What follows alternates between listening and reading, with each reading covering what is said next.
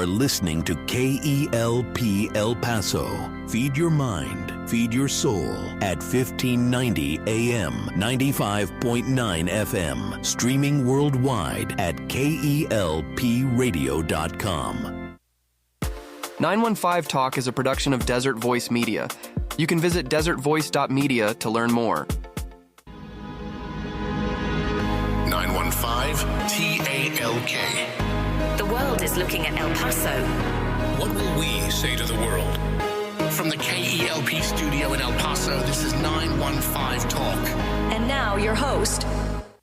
Good afternoon, beautiful citizens of the borderland. This is 915 Talk, and I am your host, Andy Fracka. Today we are broadcasting from the heart of the world's largest borderplex. We're here at the KELP studio in El Paso, and we have Mac Daddy Del Norte on the board. Mac Daddy, how you doing this afternoon? Hey, Andy, I'm doing pretty good. How about yourself? You know, this is episode 246. Wow, of 246. 915 Talk. Some people started this radio program not knowing what it was. It's the radio program that never ends. We continue on this journey as we learn to love our city, love our neighbors, and give God all the glory.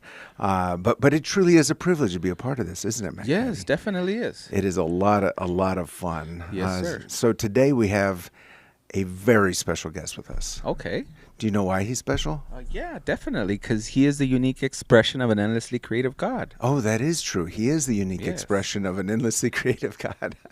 Also, get this. We had a guy on this program once who knows how to transplant a cornea. Oh, yes. We had a guy on this program once who knows how to take the fibula out of the leg and rebuild someone's jaw. Yes. Oh, this is kind of cool. We had the guy on this program who won the Republican nomination for Texas Comptroller. Yes, we did have him. Yeah, we had him on, Don Huffines. That is so true. Yeah, we did have him. But this is our first SWAT commander. Oh, wow. We've never had a SWAT commander. No, I don't think so. Yeah. So I don't know how much of our discussion will be about that. Okay. Also, we haven't had too many natives of West Virginia. Oh, wow. Yeah, Virginia. we often say that our guest is a true son of the borderland. He's a true son of a different land.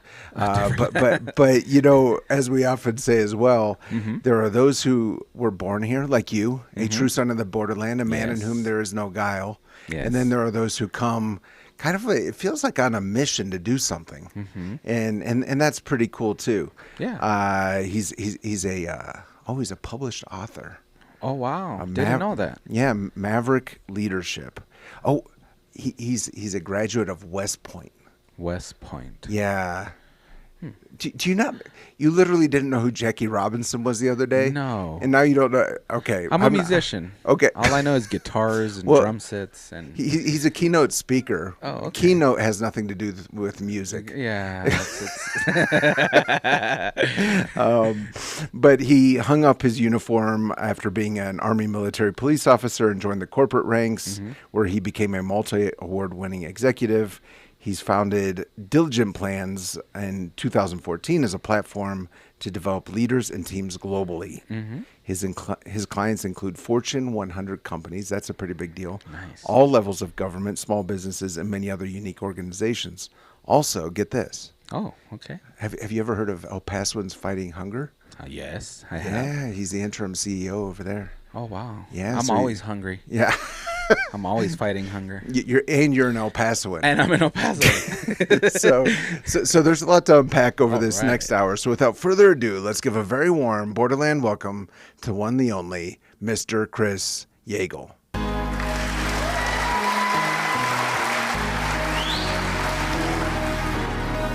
Kris, welcome to 915 Talk. Hey, thanks, Andy. It's great to be here. Yeah, it's interesting. I was looking just at the description of your book, Maverick Leadership, and it was talking about this idea of most leaders become managers. Tell me about that.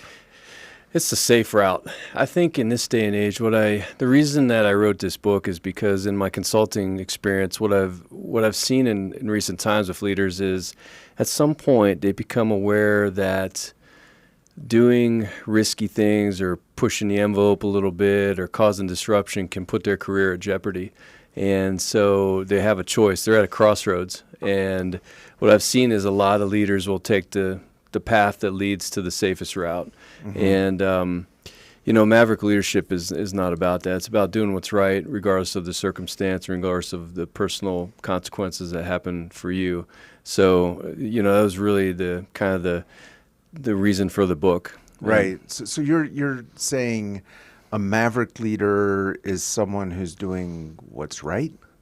What's right, yeah, Okay. what's right. Even if it comes at, sometimes a large personal cost, i.e. losing your job, getting moved, maybe changing your career trajectory or something like that. So, and I'm not saying that managers are bad, but what I'm saying is if you lead in a way to manage in a safe way and avoid the tough conversations or the disruption that causes growth or things like that, then you might be missing some of the aspects of leadership that could really serve the people under you. Right. Okay. So let's talk about this idea of disruption. Sure. How do you know you're disrupting for what's right and not being difficult? Okay.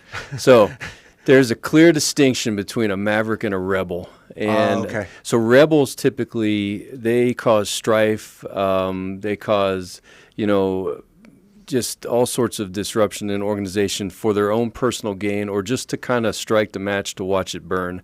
Whereas a maverick has good intentions. So their heart is pure from the onset, and they ask questions and they push limits and boundaries to create thought around the way we've always been doing things or if there's a better way.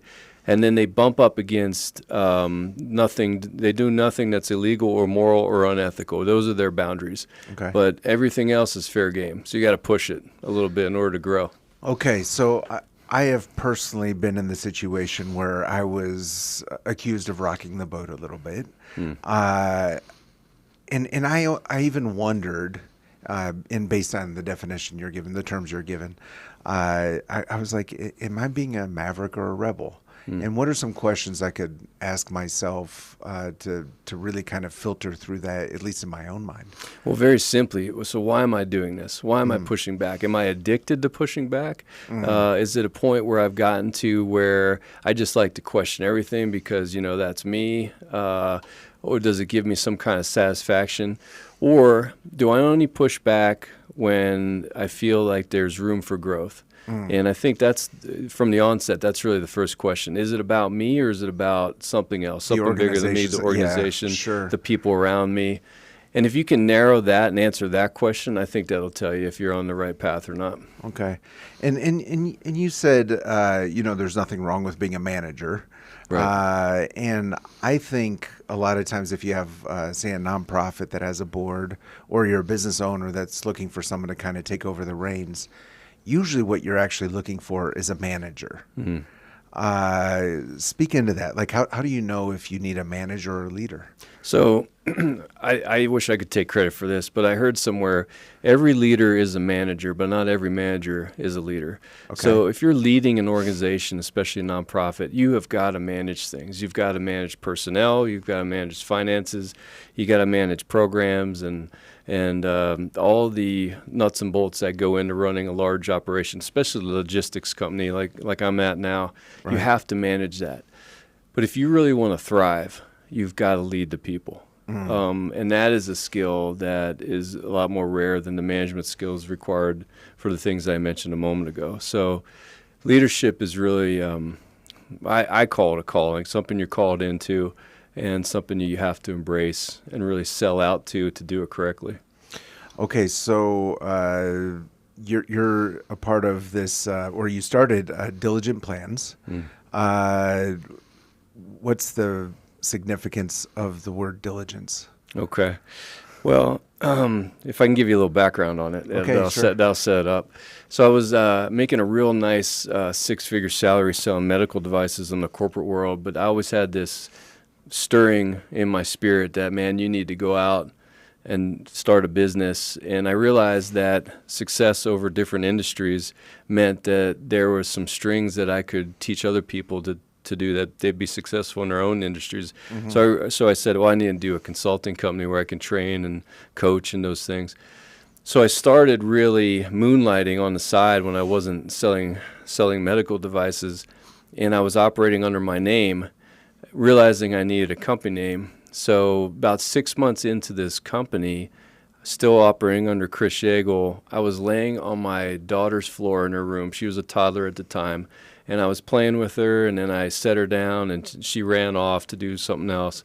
And I looked up on her bookshelf, and there was a piggy bank in the shape of a cross that I'd gotten for her. And on there was Proverbs 21:5, the plans of the diligent lead surely to plenty. And as soon as I saw it, I said, that's it, Diligent Plans. That's the name. So I think Diligent Plans just means focused, attentive, well thought out. I like to say that the problem with good intentions is they're often paired with poor execution. So Good intentions are paired with poor execution. often, yeah, Often. they're often, you great intentions, but you just can't execute. The greatest companies in the world operate so closely to their plans. They're almost synonymous with each other. And whereas the failing companies, there's a huge gap between what they intended to do and what they actually do. Okay. So Diligent Plans means I'll help you to operate as close to your plan as possible, as close to your values as your goals, your milestones that you want to reach as possible. And so that's where diligence comes from. Okay. Love the story. Of course, from Proverbs, you said 21:5? 21:5. Okay. Yep. The plans of the diligent lead surely to plenty. And you're saying if a company's struggling, often it's because there's a disconnect between the plans and the execution. Absolutely. And often I saw that in values. So the companies that formed just to make money, oftentimes, if you consider building a building, you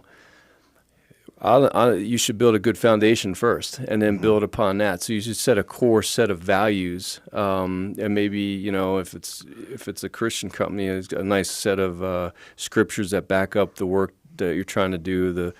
And then you build on that. What I saw was companies would set out with the goal to make money, and then once they get to the fourth floor of the building, as they're building it, they think, well, you know what, we're missing the values. Those would look really good on the website, so we should throw together some values and put them on the website.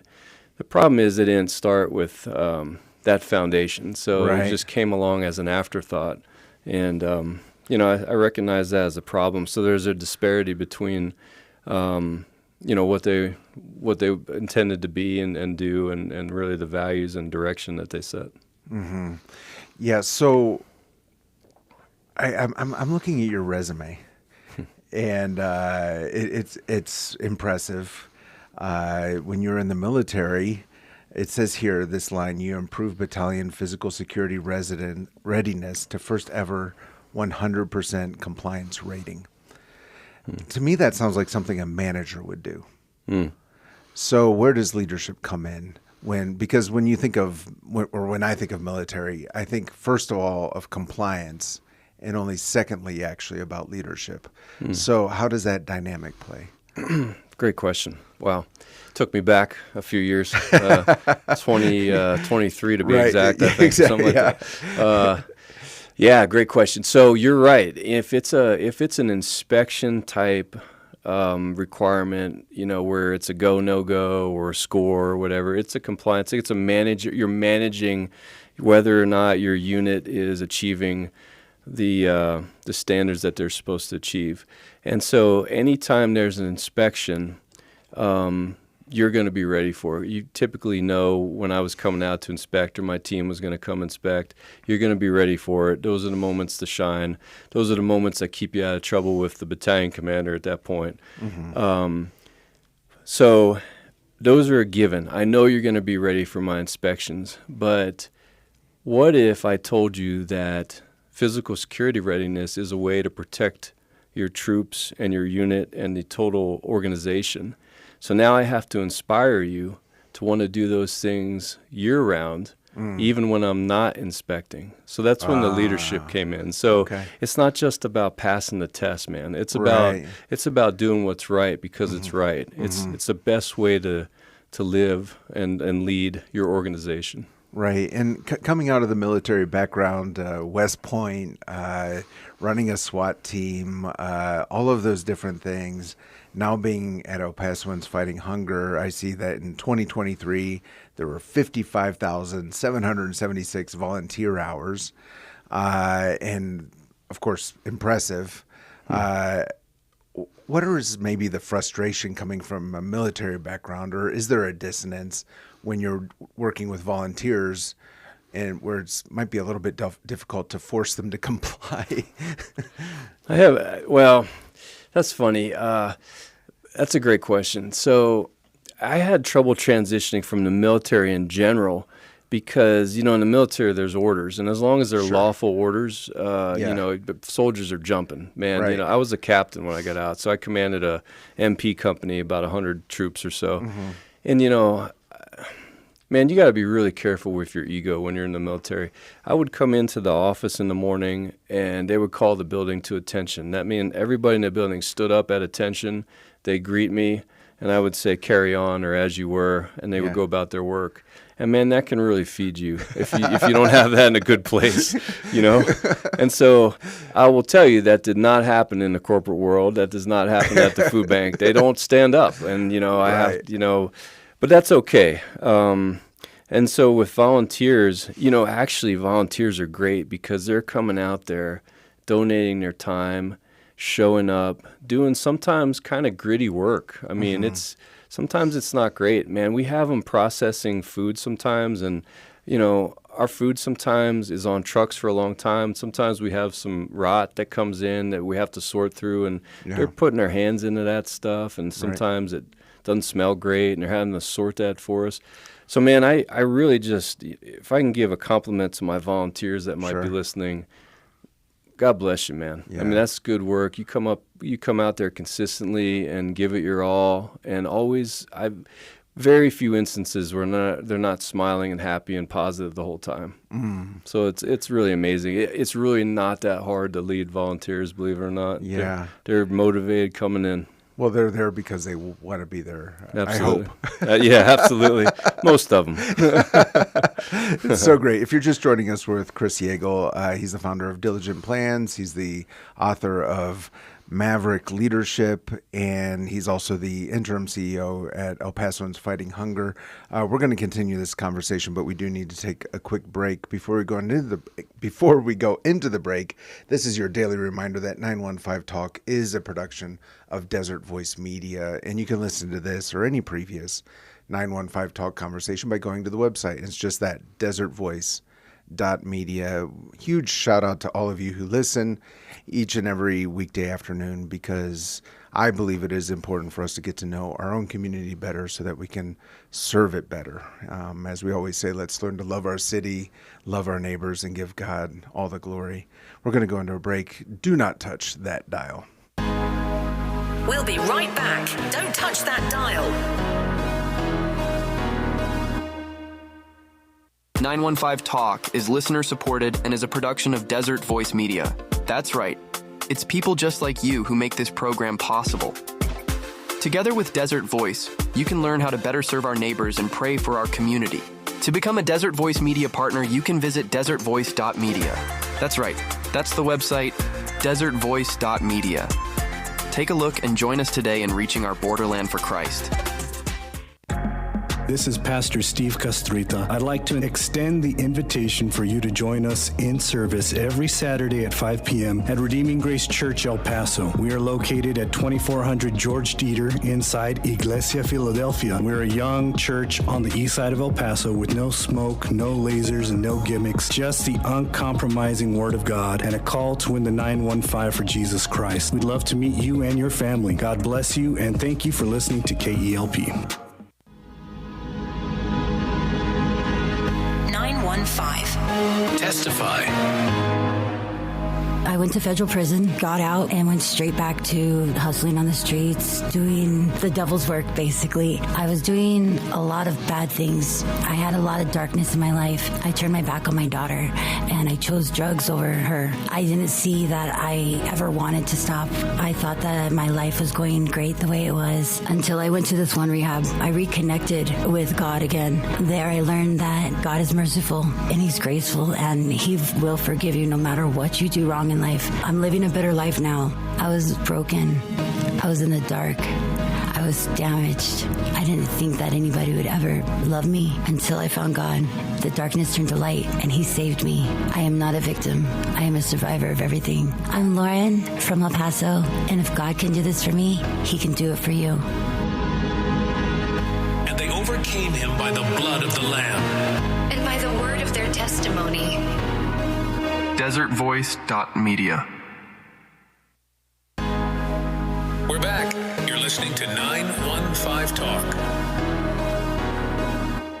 We are back, and you are listening to 915 Talk. I'm your host, Andy Frecka. Today we're with Kris Yagel. He's the interim CEO at El Pasoans Fighting Hunger. We're going to talk more about that later on in this broadcast, but he also, I mean, you've worked with some pretty major companies, Johnson & Johnson, Time Warner, Texas Tech, the federal government. That's a pretty big organization. Yeah, pretty big. And over 40 more from all sectors. But we were talking about this idea that sometimes what a company, I guess, has written down as a plan is very different than how they're functioning. Mm-hmm. And when you come in and when you're meeting some of these companies, what are some of the symptoms of a company that's not functioning according to a plan? Sure, great question. One of the biggest things, the macro, if you want to call it that, is you got to look at turnover. What's your turnover like? Now, every company experiences natural attrition over time, just based on career opportunities and movement and family needs and different things. Sure. But man, if it's out of tolerance, meaning a lot higher than normal, that's the first indicator. There's got to be something wrong.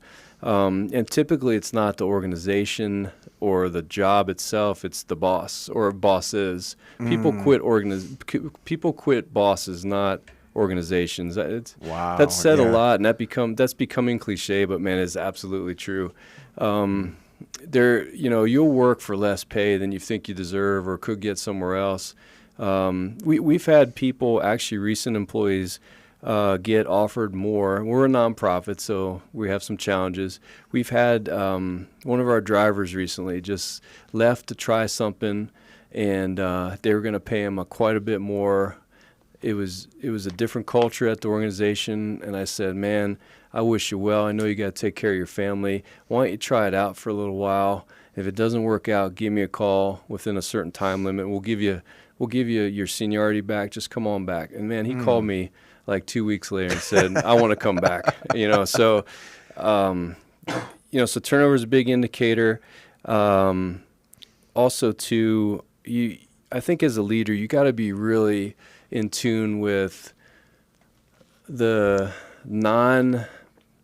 just the kind of like the banter, like what's being said around the office. Is there a good camaraderie? Do people laugh? You can feel gloom and doom when you walk into a building if that's the culture, as well as you can feel optimism if people greet you with a smile and they're happy you're there.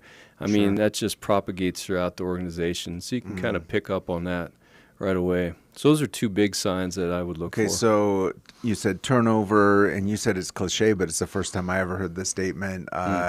People quit bosses, not organizations. Yeah.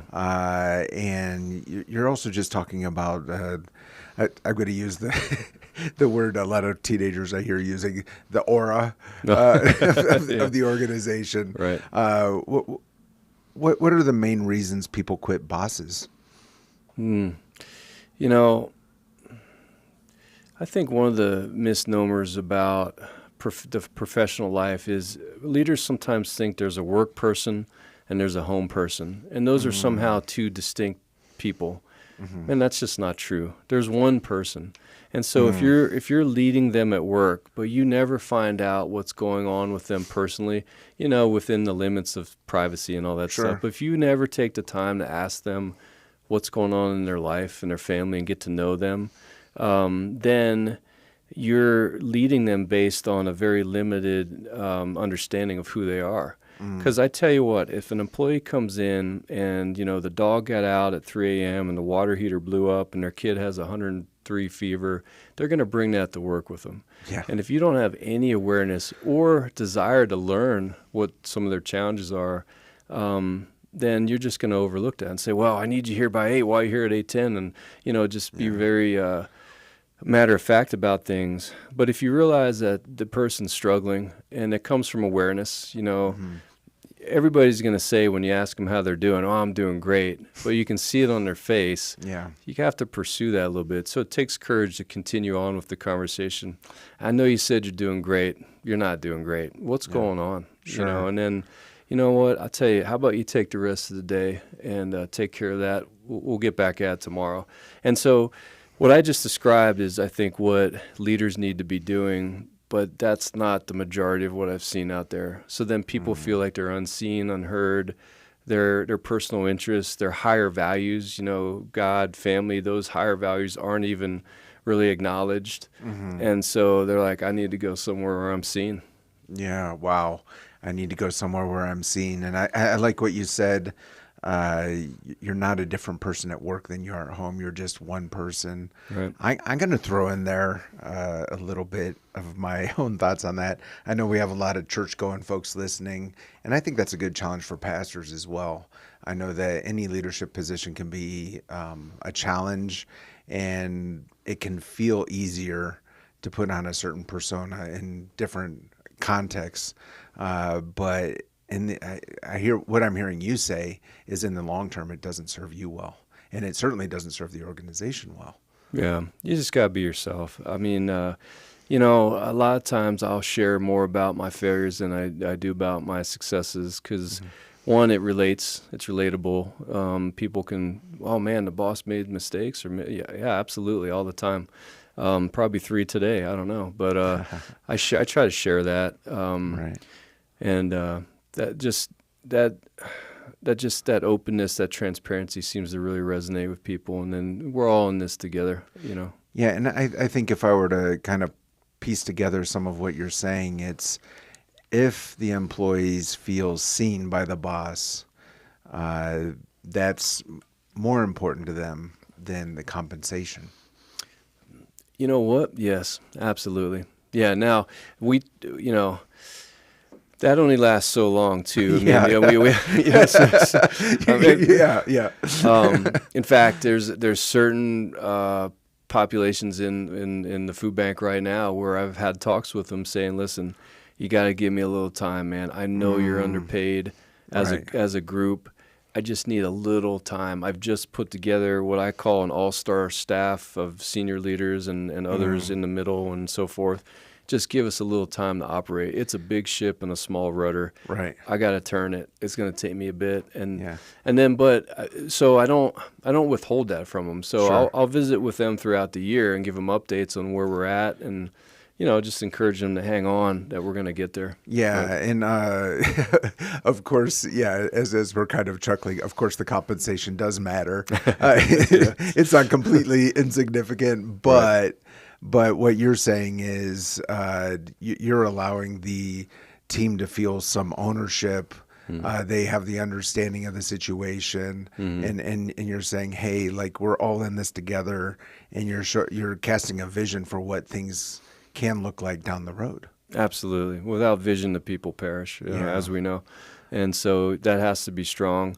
And one other point on that, Andy, there's other ways to compensate people besides monetarily. You got to know your people and how they respond to praise. Some people like public recognition, so in front of a group I'll recognize people. Others like a quiet pat in the back behind a closed door or something like that. Others, they just, maybe if I can give them an extra hour here or there if their duties are done, that they take that as gold, so they can go to their kid's soccer game or whatever.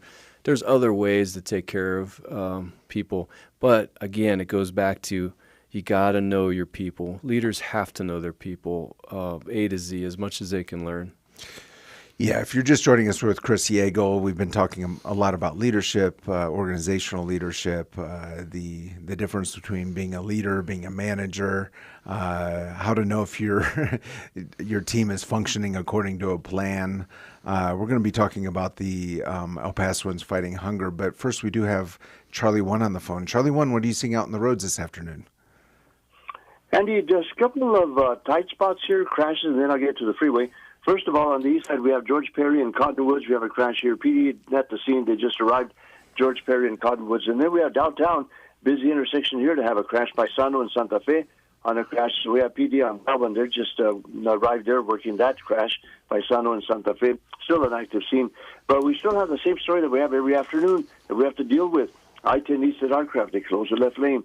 Back up is the Trade Center. So we have that every afternoon. They usually don't lift this till about 5:30, sometimes 6 o'clock, so you have to deal with it right now. It backs up to Artcraft, eastbound lanes at Artcraft with that left lane closed. Also, I'm looking at I-10 East, Spaghetti Bowl area, Piedras, Copia, Spaghetti Bowl area, tight traffic there. Well, actually, bumper to bumper there, so just caution in that area. Andy, back to you. Charlie One, this afternoon we have Kris Yagel with us. He's the leader over at El Pasoans Fighting Hunger. And we were looking at in 2023, El Pasoans Fighting Hunger had over 55,000 total volunteer hours. And I think you and I both agree that these volunteers are true heroes, and that a volunteer, when they get to wherever they're serving, they need to be there with a full stomach. So probably what we would recommend is that before they go in to serve at El Pasoans Fighting Hunger, that they get a bowl of the Borderlands Breakfast of Champions. Where would you recommend that they get that? That's true, because the one thing about menudo at Eastside Choice Meats, they eat that menudo and it doesn't fill you up like a steak would, or 2 hamburgers and French fries and all that stuff. It fits your appetite. It takes away your appetite, but it just really satisfies you and nutritious also. It's got some good stuff in that menudo, spices and oregano. And you can find that Eastside Choice Meats from that in Traywood. Pick up a jar. They have it ready. It's homemade. It's ready to go. It's not from some other state or anything like that. It's El Paso grown and just ready to put it in your refrigerator, then to the microwave. And Eastside Choice Meats from that in Traywood, Andy. Thank you, Charlie One. We'll talk soon. Thank you. Thank you. And we're back with Kris Yagel. Kris, always enjoy the menudo segue each and every afternoon. But let's talk about the El Pasoans Fighting Hunger. It was interesting because as I was kind of looking at what we'd be talking about this afternoon, I began to understand something really big and obvious. I don't know what a food bank is because you're the 6th largest food bank in the nation, the second newest, second youngest. And what I saw is there are 200 food banks in America. And I thought, well, I think I know 200 food banks. So those aren't actually food banks. So what is a food bank? Food bank is basically a central collection point for a region for food coming in from a larger organization called Feeding America. So food banks source food from the network, and also if they have a purchasing budget from local farmers and things like that. And they serve as a central collecting point for food distribution for those who need it in a region. And typically they do that through a network of service providers like pantries and churches and community centers and things like that in a region. So they're the collecting point, and then they'll have, for lack of better terms, like branches that they distribute the food to for distribution. Okay, so this is interesting because what I'm hearing you differentiate is food bank and food pantry. So like a food pantry would be what we often see at a church, for example. Folks going in, they have a shopping cart, they get a certain amount of food. And what you're saying is those food pantries source their food from a food bank. Typically. Often, yeah. So to give you an example, so you've probably heard of Kelly Food Pantry in Central El Paso, largest food pantry in the region, and they get majority of their food from us, from the food bank. And then they have a lot of add-on programs too. I know they give clothing away and job assistance and different things. So they source that food mainly from us. They get a daily delivery from us and do distribution. What's great about Kelly is they're centrally located, whereas our food bank is on the far east side. So it helps us through our pantry partners to spread distribution out throughout the city, so people don't have to drive as far to get all the way out to the east side near the Zaragoza Bridge where we're located to get food. Okay, so do you actually distribute at El Paso's Fighting Hunger, or do you just distribute through these other pantries and other organizations? We do, and we're one of the few food banks in the entire network that has what we call direct distribution. It gives us a lot of flexibility. The need here in El Paso is so high that the onus on a pantry or a distribution point is that they have to be open regular hours. We have the adequate staffing and time, and we have most of those things at the food bank, especially with our volunteers that come. So it made sense for us to have a direct distribution model. And plus, too, when we bring food in from outside the region, which we do because we're in a food desert here, so most of our food comes in on long-haul trucks. Right. We can go from receiving to distribution within 30 minutes, on the fast end. And that's very efficient. Less touch points, less fuel costs and different things. So it's become very efficient, and we have the infrastructure to support it. Okay, yeah, it is impressive. Over 100 million pounds of food distributed every year, and I think you used a term earlier, and correct me if I get it wrong, but you're really leading a logistics organization in a lot of ways. What are some of the challenges that you face? You mentioned being in the middle of a food desert. What are some of the challenges you face in those logistics? I believe my predecessor said it best. She said we're running a logistics and warehousing operation with a charitable mission. But it really is a large logistic load. So one of the challenges is we don't source hardly any of the food here within a 30-mile or so radius of the food bank.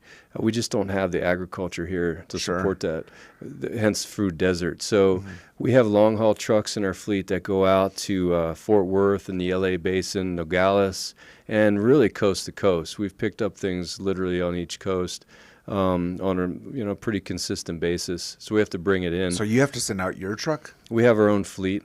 Okay. Yeah, over 30-plus vehicles. We're downsizing the fleet a little bit, but it's been over 30 vehicles. That's a combination of local trucks, reefer trailers, dry van trailers, over-the-road trucks. And so we go out and get it and bring it in.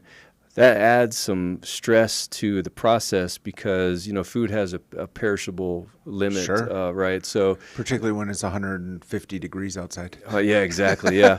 And then so we're adding days to that time or taking away days from that, viable time on the road and then getting it here. And then we have to, get it out and make sure it's not spoiled for the population. And that's a challenge, so that's a couple of our challenges. Yeah, okay, and you're also keeping an eye on budgets. I see here every $1 equals food for 7 meals. Right. So one of the because of the leverage in the network and the mass amounts of foods that we get, which is trailer loads, that dollar goes a long way for us, and that's an accurate number. $1 gets us about 7 meals for people. So that's why we always encourage people that want to help the food bank. Food drives are fun and they're very engaging, and it's a lot of camaraderie. But if you bring us, like let's say a table full of canned goods, if we convert that to dollars and do if you did a fund drive, now we might be able to fill a room with food based on the equivalent dollars. And so we always tell people, let's do fund drives for us. That is so much it stretches the dollar. It's more efficient. It goes a longer way. Okay, so this is interesting. So what you're saying is, like often churches or other organizations, schools will be like, bring in a can of soup. And whichever class at the school can bring in the most cans of soup wins a trip to, I don't know, Disney World. Probably not, but Western Playland. There we go. That's funny. But what you're saying is, if your cans of soup at the local grocery store aren't that expensive, but if you were to somehow fund El Pasoans Fighting Hunger, you're really leveraging that money to a much higher extent. Yeah, and it's really tough because what you just said, the people aspect of it, you can touch the cans, you can bring the cans. If it's a school, the kids are carrying it in. They're proud to put them on the table. Yeah. And so that's a real thing, and we don't discredit that. And by the way, anyone listening who brings us food, thank you so much. You're a godsend. Right. And we love it. Yeah. All I'm saying is from a dollars and cents standpoint, the equivalent dollar that goes with that can just we can just spread that out so much further, and it's a way for us to really bring in that large quantity of food. So what would you say though to a church that maybe wanted to open up their own pantry? Where should they start? What end? Like they want to do something good for their neighborhood. Maybe they have some folks coming in, some neighbors asking for help. What would be just a few things for them to keep in mind? Well, so sometimes the idea and the ambition is great, and it gets you jump into it, but you don't realize all the requirements. Sure. So there's staffing, and you have to have consistent hours, and if you're talking about cold food, you have the storage for that and things like that. Every great idea eventually dissolves into just a lot of hard work. That's right. Yeah. And I applaud those who want to do that, and I say it's great, but what you can do is you can go onto our website, and actually there's a place at elpasoansfightinghunger.org. There's a place where you can check the service providers in your area. There might be 1-2 blocks away. And so you could probably approach them and say, man, we got some members here at the church who need food. Can we send them 2 blocks down? And absolutely. I guarantee our service providers will meet them with open arms. Oh, that's such a great idea. I mean, what I'm hearing you say is you don't need to reinvent the wheel. There might be some people out there who are doing all of it. They already have the refrigerator, freezer space, storage space. Yeah. They're already sorting everything, and just collaborate with them. Yeah, collaborate. And, I think it comes down to this. I know that we don't care who gets the credit at the food bank, and I speak for our service providers, and I say I don't think they care either. It's just about making a difference and really attacking food insecurity and helping those who need it. So if that church is doing it, let's go over there. If this church is doing it, great. Let's support them. Maybe send your volunteers down to that church and help support their mission that's already established. Yeah, I love that idea. If you're just joining us with Kris Yagel, he's the interim CEO at El Pasoans Fighting Hunger. We've been talking also about leadership.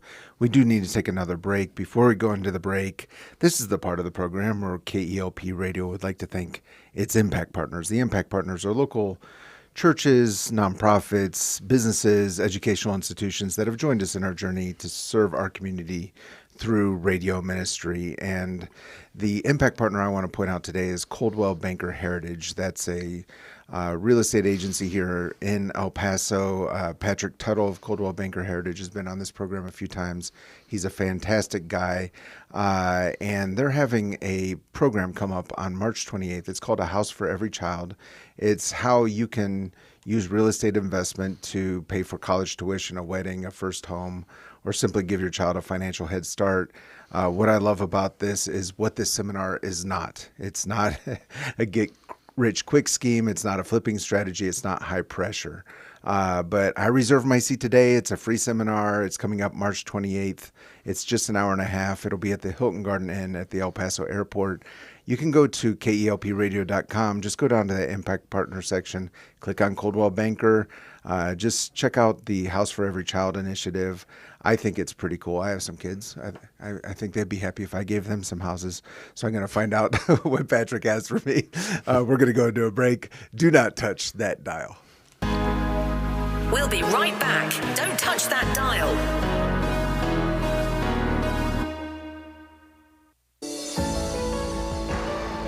Greetings, KELP listeners. My name is Terry Gray, and I have the joy and privilege of serving as the pastor of Calvary Chapel Sun City, located on the west side of El Paso.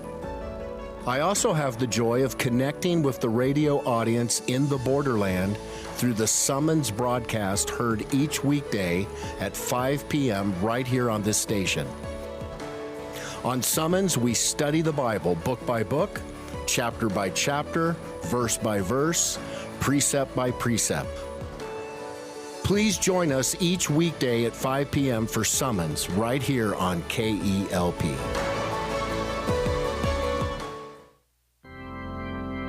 Important announcement. You can now feed your mind, feed your soul with the KELP radio app. Listen to your favorite Christian teaching and talk programs on your smartphone from anywhere in the world with the KELP radio app. You can download the app on your app store now. Greetings, KELP listeners. This is Terry Gray, pastor of Calvary Chapel, Sun City, and speaker on the Summons broadcast heard each weekday at 5 p.m. right here on this station. Calvary Chapel, Sun City is located at 960 West Borderland Road on the west side of El Paso.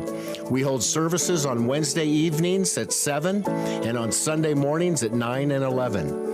If you are without a church home, we would love to have you join us for worship and Bible study. You can find out more information about us on the web at www.ccsuncity.org. We're back. You're listening to 915 Talk. We are back, Ed. You are listening to 915 Talk. I'm your host, Andy Frecka. Today we're with Kris Yagel of El Pasoans Fighting Hunger. Kris, it was interesting when I was first thinking about this conversation. The thought crossed my mind, who's hungry? I think a lot of times when we go to the grocery store, there's long lines. We see people buying food. And there's this whole idea of food insecurity. If someone's listening right now and it seems like really foreign or distant, what would you say about food insecurity in our region? Yeah, food insecurity by definition really just means you don't know when or if or what it's going to look like your next meal. Is it coming? What's it going to look like? Is it going to be consistent? Will I eat today? If not, will I eat tomorrow? It's food insecurity. You're worried about it, and it's causing you probably some level of mental anguish. But it's not everybody who you may think it is. I'll give you a great example. During the government shutdown at the end of last year, I got a call from an agency over at Fort Bliss, and it was a commander, a colonel, and she said, listen, I got civilians, about 1,500 of them, and they're coming up on their third missed paycheck. So now those civilians were entering into food insecurity for the first time in their lives, and they had no idea what to do in some cases, and so it hit that population. That's a secure, what we call a secure job that's consistent, but hardworking people, yet here they are. And so, they say that most of us aren't but one paycheck away from services like what we provide at the food bank, and I tend to believe that. It's I think a lot of times we can be in this false sense of security. Can you give just in a general sense, what are some of the numbers on food insecurity in our region? So validated numbers from 2024 from a study done by researchers at UTEP put our food insecurity in the region, and that's largely the El Paso region, 35%. So that means 1 in 3 people in El Paso are facing food insecurity. So we have, go ahead. Yeah, so what that means is 35% of El Pasoans are concerned have some level of mental anguish about where food is going to be coming from. Absolutely. Yeah. Wow. That's staggering. Yeah. It's about twice the national average. It's about twice of what any other city in Texas is like. And then we just got some more. So they did another study, UTEP, last year. Now, these are numbers we're still confirming, but initial reports tell us that number is actually climbing, approaching 40%. So we're going the wrong way. And, frankly, Andy, it's upsetting. Like, I can't stand that we live in a region where that many people have that question every day. And maybe someone's listening and still they're being, I'm just going to say, judgmental. This is, you just need to work harder, or whatever the case would be. Why should food insecurity matter to someone who isn't experiencing it? Yeah, good question. Well, yeah, we get that too. We get those questions. Well, they just work harder and stuff. Man, you don't know what people are going through. I heard something one time that changed my life years ago. At any point in time, somebody's dealing with something. People in your circle, we don't know. We just don't know.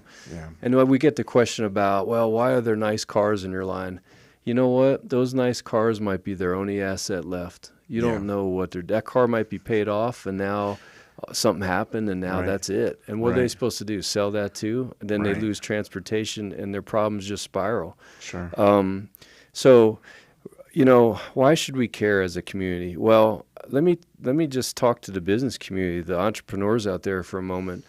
One of the marks of a developed nation is that you have hunger under control. And we have a great contrast between us and Mexico and looking at hunger under control, so sure. in developed world and not developed world.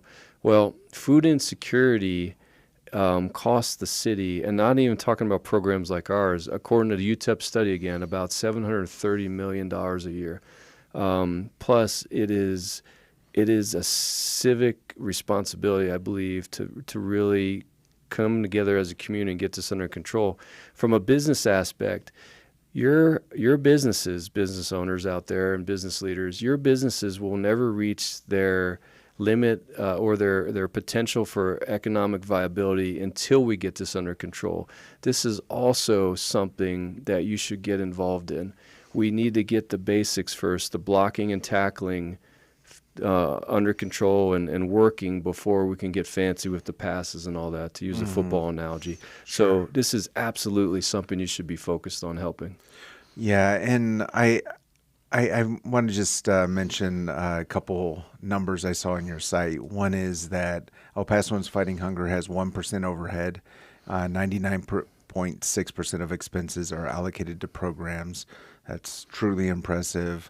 And I lost the number, but it was something like $650 will feed a family for a year via El Pasoans Fighting Hunger. And you and I chatted maybe a month or two ago, and I told you that I know some high schoolers who came to volunteer, and they came away just excited because their volunteer experience was so well organized. And I hats off to you for that. I've seen so many teenagers show up at a volunteer situation and they aren't ready for them, or they're not expecting anything out of them. And you just see this shoulder slump and like, why did we come here? Right. But it was kind of like, nope, you show up at El Paso's Fighting Hunger, and you're right away, you're in the thick of it, and it's very clear what to do. So that's super cool. But what would you say to those folks who maybe are just looking for a chance to get out and serve the community? Well, thank you for that compliment. And I wish I could take credit for it, but I have a great team. Our volunteer coordinator works hard. Everybody in that department works hard, as do all my staff. So we definitely have work to do. We've organized it in a way that people that are unskilled can come in and help with that. And so we take those opportunities and we pair them with a volunteer coordinator who makes sure they get signed in and covers safety things and all that stuff, and we pair them right up and we get going. And so it's great. you can come for as long as you want. If you want to come for 2 hours, that's helpful. You want to come for an hour, that's helpful. Most people and organizations come half day or a full day. Sure. Tuesday through Friday, we can put you out on the line to where you actually have direct contact with our neighbors who need the food. If you come on a Saturday, we do take volunteers. We'll have you processing food and inside, out of the elements and stuff like that. So there's many opportunities, and we're exploring many more to help. So cool. The website is elpasoansfightinghunger.org, elpasoansfightinghunger.org. Kris, when you look at your passion for leadership, organizational leadership, when you look at El Pasoans Fighting Hunger, when you look at El Paso, if you could snap your fingers and change one thing in El Paso, what would that thing be? We manage a lot of problems here instead of leading through them. And I'd love for people to step up and lead like a maverick. And let's push limits, let's push bounds, let's try new things. Let's not just manage and be content with problems going on and on and on. Let's lead through them. But I need community engagement. Like my name says, we're El Pasoans Fighting Hunger. It's not my staff fighting hunger. It's all of us together. But we need leaders. And if you're listening to this, this is probably your burning bush. It's your it's your call to action. It's time to step up. Let's make a difference. Okay, and I'm going to push you a little bit more on what you just said. What are some of the problems that we can't just live with any longer? Yeah, so, we serve at the point of impact to give people food who need it, and there's nothing wrong with that. We give people the food. I love to find different ways and programs that we can give them now the ability to not be in that situation anymore.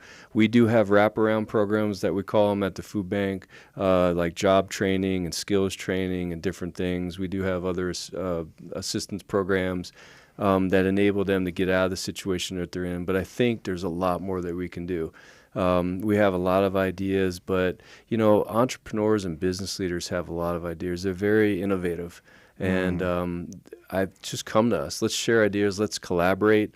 Let's create some big projects together. Help us fund it too. Let's give people a way out. Not just meet them in the need, which we should do also, but let's give them opportunities. Love it. Kris, thank you so much for coming in today. It was a pleasure. Yeah. Again, it's El Pasoans Fighting Hunger. As you said, it's not your team fighting hunger, but it's elpasoansfightinghunger.org. And super fun to learn about all you're doing over there. And I hope that a few, at least, of our listeners will become involved. As we always say, let's learn to love our city, love our neighbors, and give God all the glory. This has been 915 Talk. You have been listening to 915 Talk, a production of Desert Voice Media. To listen to this or any previous edition of 915 Talk, just visit desertvoice.media and click on the 915 Talk link. Let's continue to learn to love our city, love our neighbors, and give God all the glory. Hi, I'm Johnny Erickson Tata. As humans, we are all looking for affirmation, affection, and attention. But deep inside, what we